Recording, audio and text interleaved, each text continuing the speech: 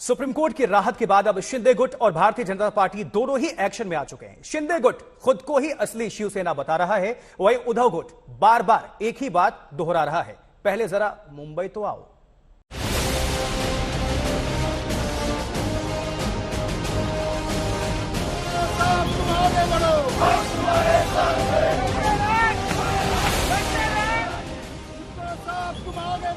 महाराष्ट्र में शतरंज की बिसात पर शह और मात का खेल पूरे शबाब पर है। खिलाड़ियों में 2700 किलोमीटर से ज्यादा की दूरी है, पर एक के बाद एक सियासी चाल चलने में कोई पीछे नहीं है।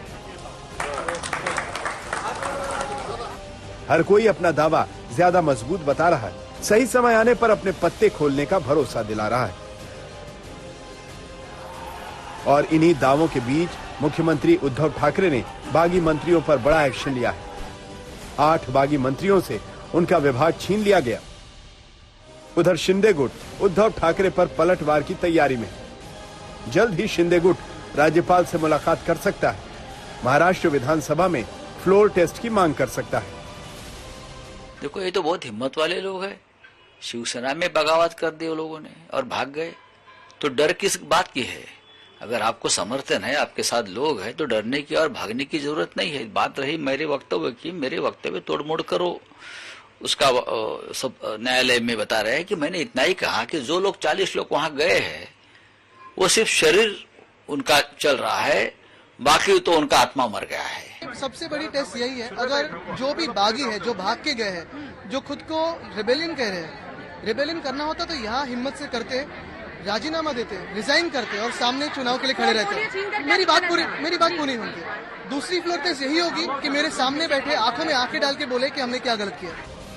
इस बीच शिवसेना अपने बागियों को गुवाहाटी से मुंबई आने पर मजबूर करने की रणनीति अपना रही है, तो दूसरी ओर गुवाहाटी में बैठे बागी शिवसेना समर्थक ये साबित करने की कोशिश में जुटे हैं कि एनसीपी के साथ रिश्ता पार्टी के मूल सिद्धांतों के खिलाफ है। बागी गुट के दीपक केसरकर ने खुली चिट्ठी लिखी और संजय राउत के खिलाफ जोरदार निशाना साध दिया।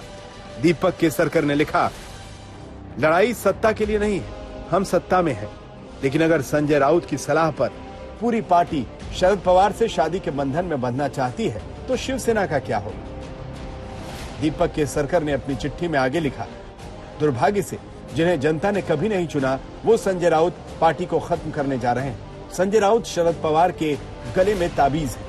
आप शिवसेना को बीजेपी से दूर करने में सक्षम हो सकते हैं, लेकिन अगर शिवसेना हमें हिंदुत्व से दूर ले जाने वाली है तो हम इसे कैसे सहन कर सकते हैं? शरद पवार साहब इस देश के राज्य के बड़े नेता है, बाला साहब ठाकरे के करीबी मित्र भी रहे हैं, मददगार है सबके। कौन से परिस्थिति में ये सरकार बनी है ये शिंदे जी को मालूम है। शिंदे जी हमारे मित्र है और उसी एनसीपी सपोर्टेड गवर्नमेंट में शिंदे जी को बड़े बड़े पोर्टफोलियो मिले हैं। अगर आपको ये नहीं पसंद था तो आप मिनिस्ट्री में नहीं जाना चाहिए थे, कैबिनेट में पहले दिन इस्तीफा देना चाहिए। मुझे पसंद नहीं है, क्या हम एनसीपी के साथ जा रहे हो? अगर आप इस सरकार में मुख्यमंत्री बना देते तो आप तो बहुत खुश होते। दीपक केसरकर से पहले एकनाथ शिंदे ने नवाब मलिक को लेकर शिवसेना पर निशाना साधा। उन्होंने ट्वीट में लिखा, हिंदू हृदय सम्राट बाला साहेब ठाकरे की शिवसेना उनका समर्थन कैसे कर सकती है जिनका दाऊद से सीधा संबंध है, जिन्होंने मुंबई बम विस्फोट कर निर्दोष मुंबईकरों को मार डाला। ये कदम इसके विरोध में उठाया गया है। उनको बीजेपी के साथ ही सरकार बनानी पड़ेगी ना, और किसके साथ बनाएंगे? उनको बीजेपी में मर्ज होना पड़ेगा। कानून तो यही कहता है, एंटी डिफेक्शन। और इसलिए जो भी शिवसेना के लिए सामने आकर लड़ेंगे, बात करेंगे, स्वाभिमान की बात करेंगे, उनको जेल में डालो, उनके पीछे एजेंसी लगाइए, यही मामला चलेगा। खुद एकनाथ शिंदे को एजेंसी ने डरा धमका कर वहां भेज दिया है। मैं आपको बताना चाहता हूं, सबको शिवसेना में आए सियासी तूफान के बीच महाराष्ट्र में बीजेपी भी एक्शन में आ गई है। फडणवीस के घर बीजेपी नेताओं की बैठक हुई। उधर केंद्रीय मंत्री राव साहेब दानवे ने भी बीजेपी की सक्रियता का संकेत दिया। बीजेपी को सिर्फ 3-4 दिन का विपक्ष बता दिया। गेलं नाही तर याची इतकी चांगली संधी आपल्या जिल्ह्याला पुढच्या काळात कधी मिळणार नाही।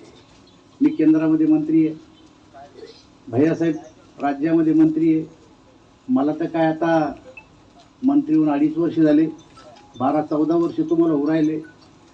तर 14 वर्षामध्ये तुम्ही जे जे केलं आणि अजून काही करायचं राहिलं तेवढं लवकर करून घ्या, वेळ निघून जायला आली. कानूनी और सियासी दांवपेच के बीच महाराष्ट्र में बवाल बढ़ रहा है. दोनों ओर के हमलों से महाराष्ट्र की राजनीति का तापमान भी बढ़ता जा रहा है. आज तक ब्यूरो.